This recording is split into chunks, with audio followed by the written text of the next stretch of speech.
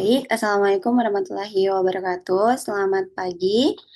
Eh, Perkenalkan, kami dari kelompok 2 dengan beranggotakan 4 orang. Yang pertama ada Putri Eka Febriani, kemudian ada Agni Danu Utami, kemudian Fildan Pratama, dan Waode Indah Ramadhani. Jadi, di sini pada kesempatan kali ini kami akan mendemonstrasikan bagaimana website EduLink menerapkan prinsip-prinsip Human Computer Interaction atau HCI yang kami pelajari dari video classroom yang telah diberikan oleh eh, dosen pengampu. Nah, website EduLink ini dirancang untuk fokus terhadap kemudahan penggunaan dan pengalaman pengguna yang optimal. Pada bagian ini, saya akan menjelaskan bagaimana user berinteraksi dengan sistem melalui input dan navigasi yang tersedia. Nah, pertama, kita lihat bagaimana user berinteraksi dengan sistem berdasarkan video How Human Interacts with Computer. Input merupakan cara user berkomunikasi dengan komputer pada website EduLink ini. Hal ini terlihat jelas dari struktur navigasi dan intuitif dengan mudah.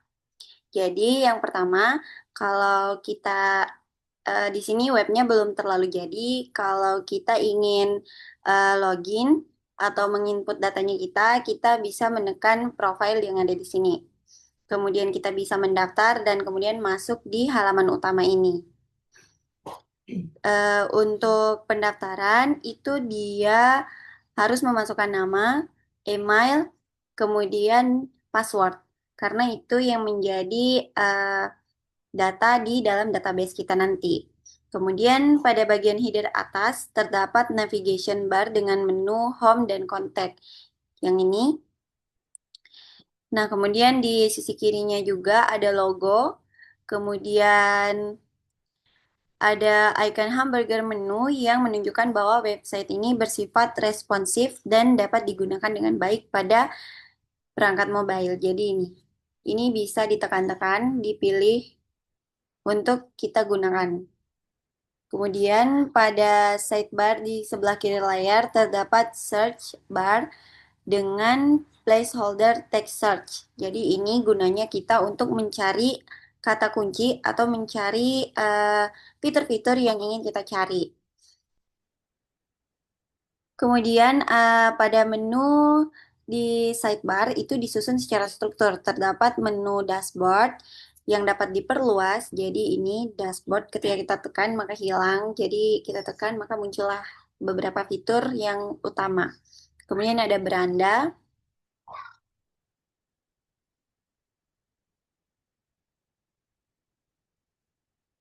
Kemudian ada beranda yang ini.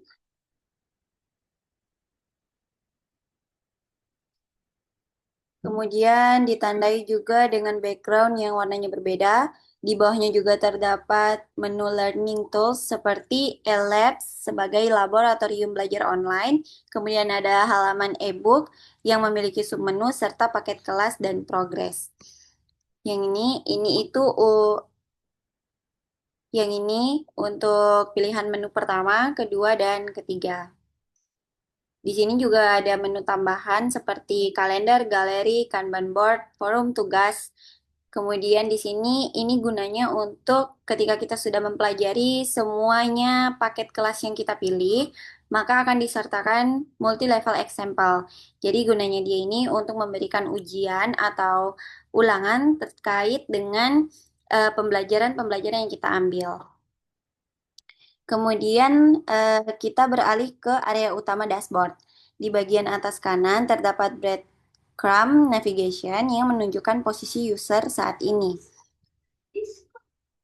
Nah, di sini dia ada di sebelah sini.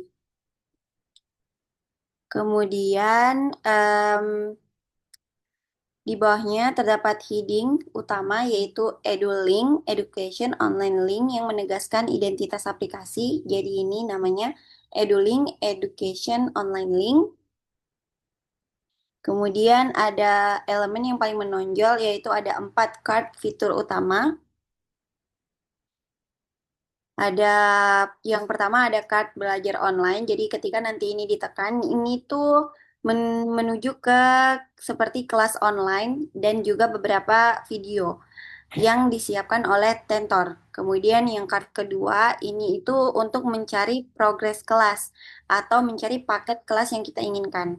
Kemudian ada halaman e-book. Di sini itu halaman yang berisikan buku-buku elektronik, buku-buku online yang dimana ini akan diberikan secara gratis apabila user sudah masuk dan mendaftar di dalam web ini. Kemudian ada forum tanya tugas, ini dia via chat. Jadi kalau kita ingin bertanya sesuatu terhadap apa yang kita pelajari itu kepada tentor, nanti kita bisa menggunakan forum tanya tugas via chat ini. Kemudian bagian kanan header itu terdapat beberapa icon utilitas seperti search, notifikasi, pesan, full screen, pengaturan tampilan. Icon-icon ini memberikan cara kita bagi user berinteraksi dengan sistem sesuai dengan kebutuhan mereka. Nah, dengan desain input dan navigasi seperti ini, Edulink memberikan pengalaman interaksi yang intuitif, efisien, dan user-friendly. Jadi dengan adanya menu-menu seperti ini yang mudah dibaca, bahkan menggunakan bahasa kita sehari-hari, jadi dia ini bisa mempermudah user begitu untuk berinteraksi di dalam web ini karena fitur-fiturnya itu memiliki bahasa-bahasa yang jelas dan juga tujuan-tujuannya yang jelas. Nah, selanjutnya saya akan menyerahkan penjelasan ini kepada rekan saya untuk membahas bagaimana sistem memberikan feedback kepada user. Oke, baik. Terima kasih. Sekarang saya akan menjelaskan bagaimana sistem memberikan output dan feedback kepada user, serta bagaimana visual design mendukung usability.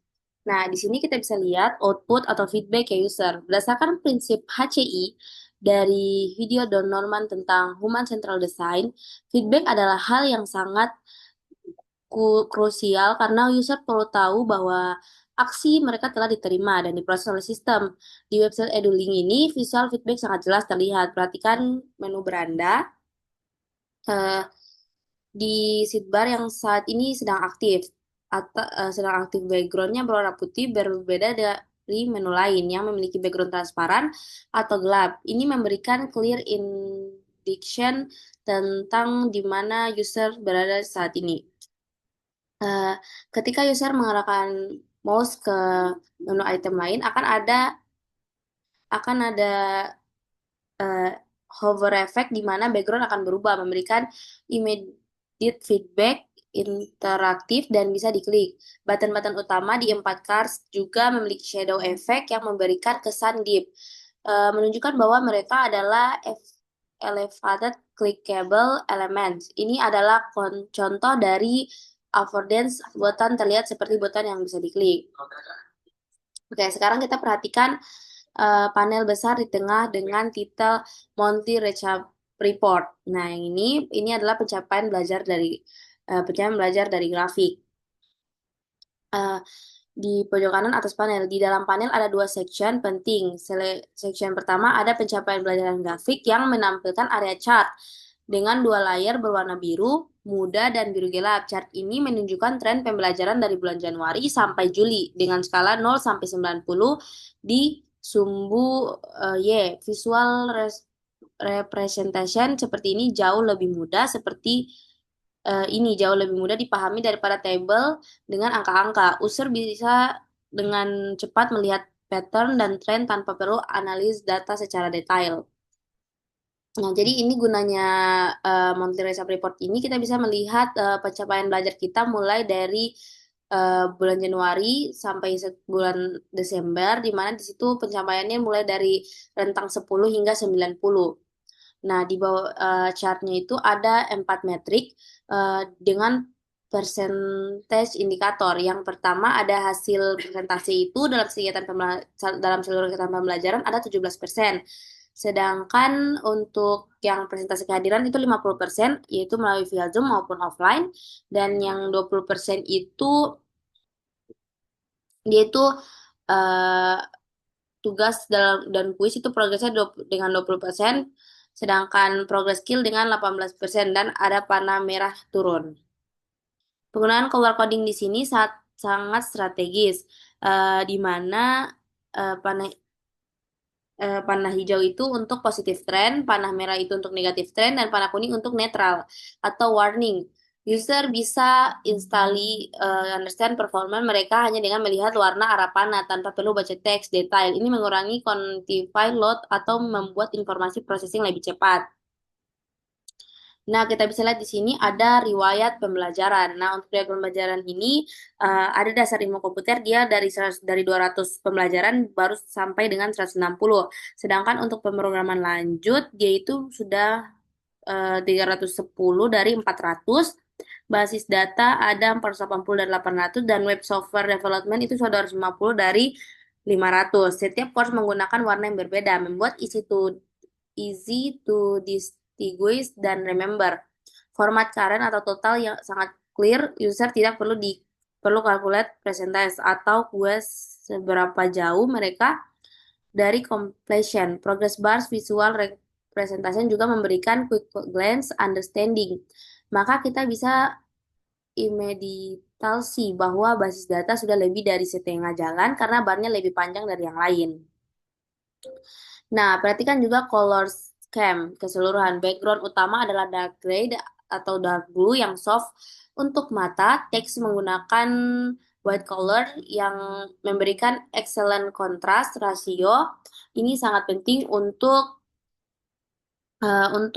credibility, terutama untuk extended use. Cards dengan warna vibran seperti cyan, red, green, dan yellow stand out terhadap dark background, namun saturation yang disesuaikan sehingga tidak terlalu harsh atau menyakitkan mata. Nah, kita masuk pada tipografi juga sangat readable. Heading menggunakan font size yang edukas dengan weight yang sufficient untuk hierarki. Body text di menu dan description menggunakan size yang comfortable untuk dibaca. Line height dan spacing disesuaikan dengan baik sehingga teks tidak terlihat cramped. Di white space di antara elemen juga educate notice. Spacing antara card, spacing di dalam panels, dan margin di sekitar konten. Balance antara konten dan white space ini krusial atau creating comfortable viewing experience. Kita masuk pada notification system. Di header ada notifikasi icon, itu yang ini. Dengan badges, icon lonceng menunjukkan angka 3 dengan background merah.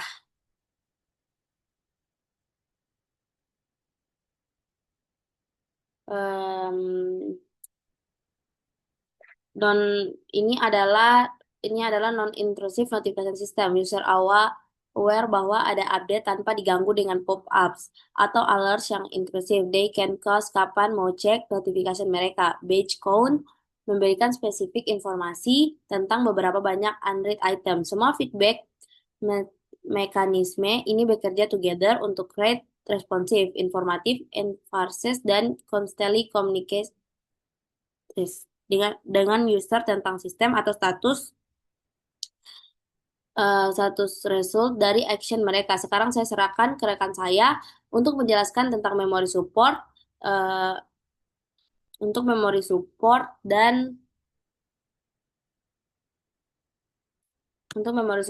dan cognitive learned education. Oke, sekarang lanjut ke bagian saya, yaitu saya akan jelaskan bagaimana website ini desain untuk superhuman memory limitation dan reduce cognitive load. Nah, berdasarkan video tentang memory type in HCI, kita belajar bahwa recognition jauh lebih mudah daripada recall untuk human memory. Website scheduling ini menerapkan prinsip dengan sangat baik. Dashboard menggunakan visual card dengan distinctive icon dan color daripada simple text list. Nah, user tidak perlu recall atau mengingat nama eksak dari fitur, mereka hanya perlu recognize visual pattern yang sudah mereka lihat sebelumnya. Misalnya, ketika user ingin akses forum, mereka tidak perlu remember forum tanya tugas via chat. Jadi mereka hanya perlu recognize icon people berwarna kuningnya ini. Visual recognition ini happen almost instantly dan request minimal cognitive effort. Begitu juga dengan fitur lain, eh, Cyan untuk learning, kemudian red untuk package, kemudian green untuk e-books-nya, untuk melihat e-books. Once user learn pattern ini sekali, mereka bisa apply knowledge ini setiap kali mereka use website yang ini. Nah, di sini kita perhatikan bagaimana menu sidebar diorganisir. Ada clear grouping dengan section yang berbeda. Main navigation item atau dashboard beranda di atas. Kemudian learning tools seperti e-labs, halaman e-book, paket kelas itu di group together. Ada section label example di sini, di mana untuk sampel fitur seperti kalender, kemudian galeri, Kanban board, yang dimana itu untuk nested hierarchies. Nah, grouping ini follow Miller Law yang menyatakan bahwa working memory bisa hold 7 kurang lebih 2 chunks of information at a time. Dengan breaking down menu dengan smaller group, setiap group memiliki manageable number of of item. User tidak overwhelmed dengan seeing 20 lebih menu item sekaligus. They can fokus pada one group at a time, reducing cognitive load significantly. Konsistensi adalah key untuk reducing cognitive load. Once user learn how something work di satu place, they expect it work the same way di place lain. Nah, di website ini konsisten pattern everywhere. Semua kelas menggunakan struktur yang sama, icon di kiri atau atas title dengan font besar dan bold, kemudian subtitle atau description dengan font lebih kecil, progress baris always show nama di kiri, visual bar di tengah, kemudian skor dalam format X atau Y di kanan. Kemudian menu item dengan submenu itu selalu have arrow icon di kanan. Active menu always have white background. Panel always have control button seperti minimize, pin, close di pojok kanan atas. Once user internal pattern ini, dia bisa navigate dan use interface tanpa consequence to it become automatic bring up cognitive research untuk aktual task yang mereka want accomplish. Kemudian visual hierarchy with user attention. Itu secara natural dari most important di dashboard for main feature car place prominently di atas dengan large size dan vibrant color, they can immediately catch attention. Statistical data dan progress tracking di tengah dengan medium prominence, supporting fitur seperti chat dan member list di bawah atau site dengan smaller size. Kemudian tipografi juga, create hierarchy heading, yaitu EduLink Education Online Link paling besar. Section title seperti monthly recap report dan riwayat pembelajaran slightly smaller. Body text dan label smallest. Kemudian font weight juga varies. Heading bold, body text regular. This hierarchy help user scan dan proses information efisien tanpa mempunyai untuk memberikan equal attention ke semua elemen. Kemudian di sini di bagian bawah ada panel ruang chat. Ada panel ruang chat. Di sini dengan icon minimize, message icon itu dengan badge 3 dan close button. inside panel ada chat message dari Alexandra Pierce ini dengan timestamp 23 Januari at 2 p.m. dan avatar message text read is this template really for free that unavailable? Itu chat interface provide rich contextual information yang support use memory. User bisa see who send message dengan nama dan avatarnya, kemudian kapan dia mengirimkannya, kemudian semua informasi itu present visually. If they scroll up, they see chat history yang give them full content. Kemudian di sebelah kanan bawah di sini ada panel Tentor Member, yang dimana ini isinya semua pengajar dari website pembelajaran ini. Kemudian pada fitur kalender di sini di sidebar has blue badge dengan angka 2. This badge server sebagai memory aid. Kemudian user know ada 2 upcoming event atau task without having to remember it themselves. Kemudian semua fitur ini work together untuk create interface yang bukan hanya terlihat bagus, tapi itu support how human memory works. Kemudian sekarang saya serahkan ke pemateri selanjutnya untuk menjelaskan error prevention dan accessibility. Oke. Terima kasih. Saya akan menutup presentasi dengan menjelaskan aspek pencegahan kesalahan error prevention, pengurangan stres, aksesibilitas, serta kesimpulan. Ini kita masuk di error prevention dan stress education. Berdasarkan hukum Yerkes-Dodson yang telah kita pelajari, tingkat stres yang terlalu tinggi dapat menurunkan performa pengguna. Oleh karena itu, website yang baik harus mampu meminimalkan stres dan kecemasan pengguna. Website EduLink menerapkan beberapa fitur untuk mendukung hal tersebut. Indikator progres ditampilkan dengan sangat jelas, seperti format 160, 200, atau 310, dan 400. Pengguna tidak perlu menembak atau menghitung sendiri karena informasinya disajikan secara langsung dan tidak ambigu. Tidak terdapat kode yang membingungkan atau istilah teknis yang sulit dipahami.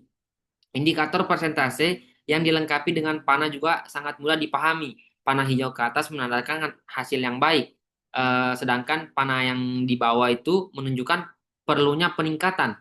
Pengguna dapat langsung memahami kondisi mereka tanpa harus menafsirkan data secara rumit. Kejelasan ini mengurangi kecemasan karena pengguna selalu tahu posisi mereka. Tombol kontrol pada panel seperti minimas, dan close memberikan pengguna rasa kendali. Mereka dapat menyembunyikan atau menutup tampilan tanpa menghapus data secara permanen. Desain yang forgiven ini memungkinkan pengguna bereksperimen tanpa takut melakukan kesalahan fatal. Selain itu, terdapat banyak jalur navigasi melalui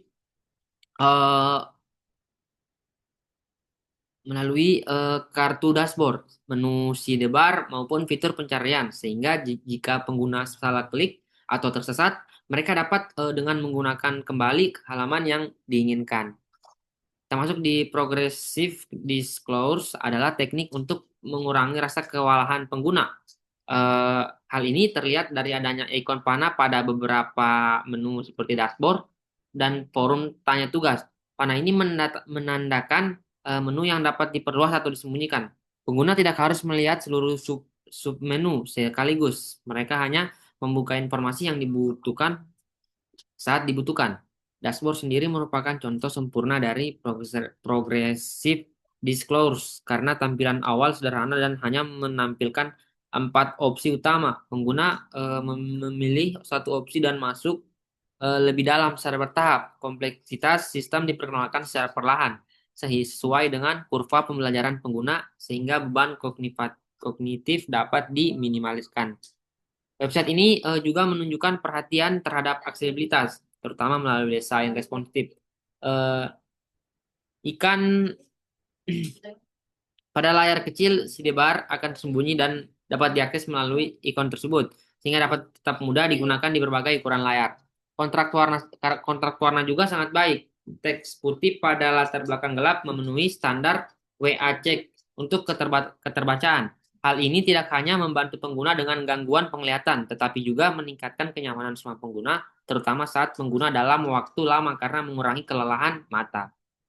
Oke, kita masuk di multi-plate input method.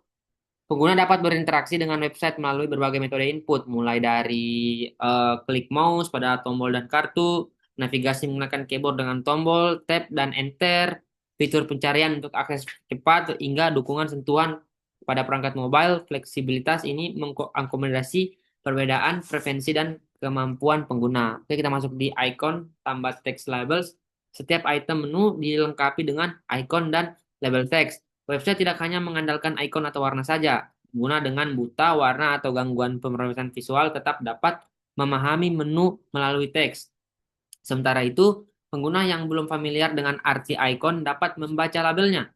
Redundansi ini memastikan informasi dapat diakses melalui berbagai cara. Oke, kita masuk di fontnya, size dan spacingnya. Ukuran font cukup besar dan mudah dibaca tanpa perlu memperbesar layar. Jika antar baris mencegah tampilan terlihat terlalu rapat, spasi antara elemen interaktif juga cukup untuk mencegah kesalahan klik, terutama pada perangkat layar sentuh yang membutuhkan target sentuhan lebih besar. Nah, tombol dan label ditata dengan baik sehingga mudah dijangkau. Oke, sini kita masuk di kesimpulan. Sebagai kesimpulan, website EduLink menunjukkan penerapan prinsip Human Computer Interaction atau HCI secara menyeluruh. Berikut rangkuman poin-poin utama, yaitu yang metode, input, menu navigasi yang jelas, fitur pencarian kartu interaktif, dan elemen formulir menyediakan berbagai cara untuk berinteraksi.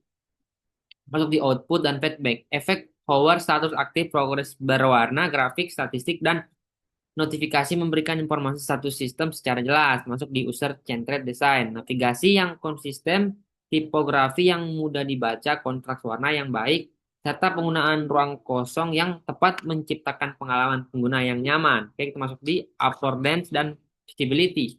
Tombol terlihat seperti ikon bermakna, status aktif jelas, dan progres selalu terlihat.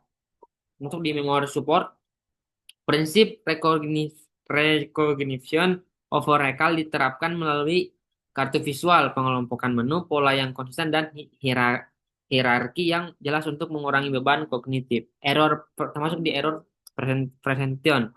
Indikator yang jelas, desain yang memanfaatkan banyak jalur navigasi, dan progressive disclosure membantu mengurangi stres pengguna. Termasuk di accessibility, desain respon, kontrak tinggi, berbagai metode input. Icon dengan teks serta ukuran font yang memadai membuat website dapat digunakan oleh berbagai kalangan. Website yang benar-benar baik bukan hanya soal tampilan menarik atau fitur canggih, tetapi tentang menciptakan pengalaman yang interaktif, nyaman, dan memberikan kepercayaan diri kepada pengguna untuk mencapai tujuan yang mereka dengan usaha minimal. EduLink menunjukkan bagaimana prinsip HCI yang berbasis pada psikologi dan ilmu, desain yang fungsi, dan berorientasi pada pengguna. Prinsip-prinsip ini hanya berlaku untuk website pendidikan, tetapi untuk semua antarmuka digital. Memahami menerapkan HCI adalah keterampilan fundamental bagi siapapun yang terlibat dalam perancangan dan pengembangan aplikasi yang terhadap langsung dengan pengguna. Oke, terima kasih atas perhatiannya. Kami berharap presentasi ini dapat memberikan pemahaman yang jelas mengenai pentingnya HCI dalam desain dan pengembangan website.